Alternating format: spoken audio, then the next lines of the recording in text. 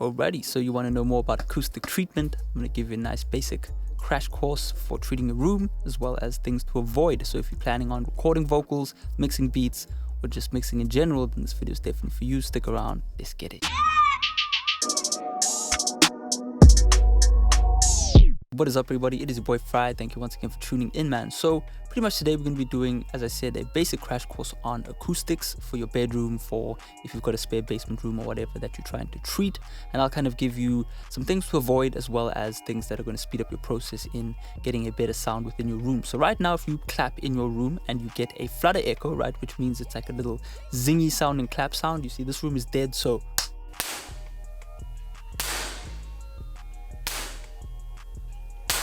there is no zingy clap sound, which is what we call flutter echo. If you do have flutter echo, it means you need to treat your room. Now, I will save you some time and tell you that this foam stuff is trash, doesn't work, okay? And the reason it doesn't work is because in order to treat sound fully, you need mass, you need weight. So, this has a bit more going on within it. So it's going to give you a much more even sound of treatment, okay? What's inside that panel right there that I showed you is this is rock wool, mineral wool, actually mineral wool, let's call it. This is basically, in the country that I live in, you can buy, and I know it's getting more popular in America because they are replacing the glass wool stuff. That's the stuff that kind of makes you itchy. This is mineral wool, and it's made from recycled plastic, from what I understand. It's really comfortable, it doesn't hurt you in any way. So I recommend first off that you go to Home Depot and buy a big old roll of that. I'll put a picture on the screen right now of what it looks like when you buy it, and then you can literally make yourself some really base level acoustic panels. Everything's falling over right now.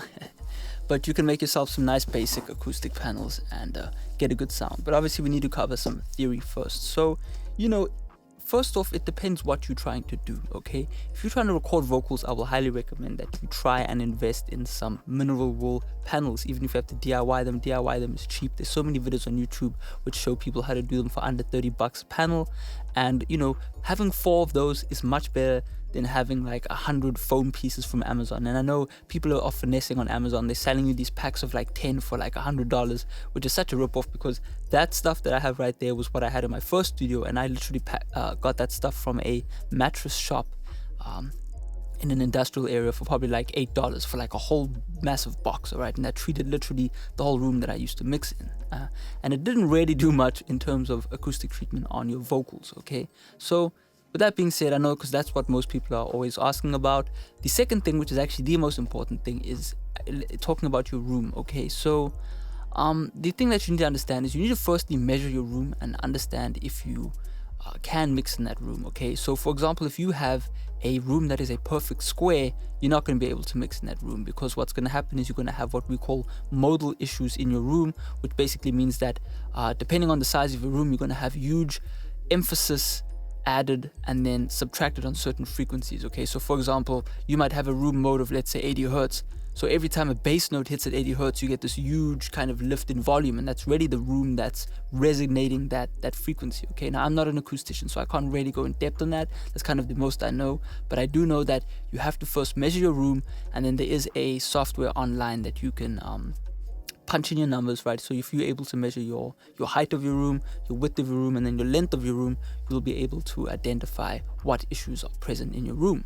And from there on out, you can start doing some basic treatment. But I see so many people these days on YouTube mixing in normal bedrooms, and all they have are some nice basic acoustic panels, all right? DIY panels. All this really has is a wooden frame, so I can't really, this has a wooden frame right there, and then it's got some of that green stuff inside, and then it's just got some fabric that has been, as you can see, the fabric has been, hit on there with a nice industrial staple gun. And all of that stuff you can literally find at Walmart. If you have someone in your area that is good at wood carpenting, maybe you've got a friend that's at trade school, that's why I recommend all the young guys out there to go to trade school if you don't know what you want to do with your life, because that way you can learn how to build cool stuff and make good money from it, But yeah, you can do a DIY project on that. It's fun and it's easy to do, and it will definitely treat your room for basic mixing as well as recording it. That is going to get enough, in my opinion, for your recording, because any issues in your voice, that are below, let's say like 100 hertz, you can just use a high pass filter and no one will ever know that you're using a high pass filter. But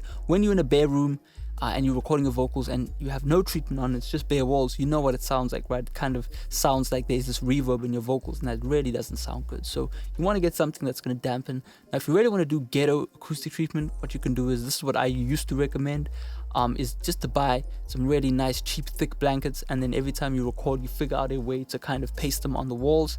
That way at least you've got some sort of dead environment. Okay, another thing that I would recommend you debunk, or that we debunk right now, is do not record in a small closet.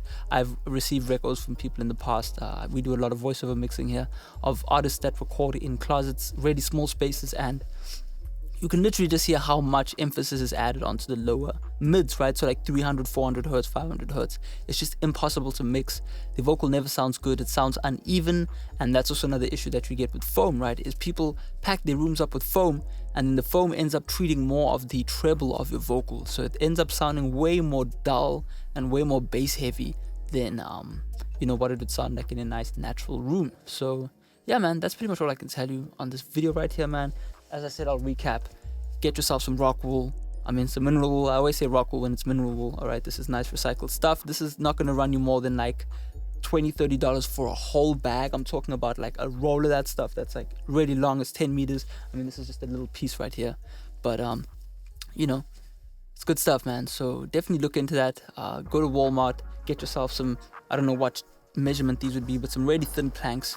You know, nail all of these together, and you know, hang them up on the wall. And as you can see, we have, for these panels that we make, we have little hooks, you know, that you can literally just hang them on the wall. You know, I see a lot of people, especially with the foam, once you stick that foam on the walls, you know, a lot of people are using like glue and stuff to stick it on the walls, and you're renting at the place that you're staying at, or you're at your parents' house. Once you rip that stuff off, it stays on the walls, you know, so you really have to then dig that stuff off and then repaint. So it's also an issue to just plaster foam all over your walls, man. So anyway, hopefully you learned something. Feel free to ask questions in the comment section, and yeah, I'll check out next time. Peace out.